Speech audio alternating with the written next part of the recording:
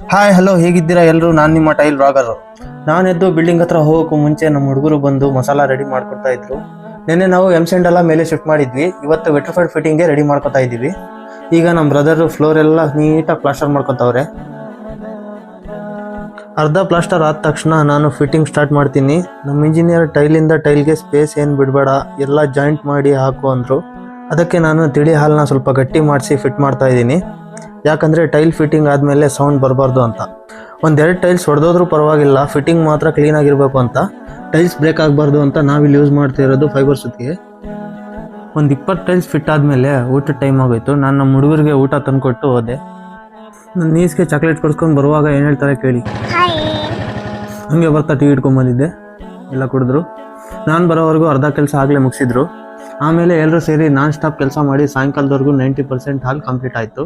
ನಿಮಗೆ ವಿಡಿಯೋ ಇಷ್ಟ ಆದರೆ ಲೈಕ್ ಮಾಡಿ. ಬಾಯ್.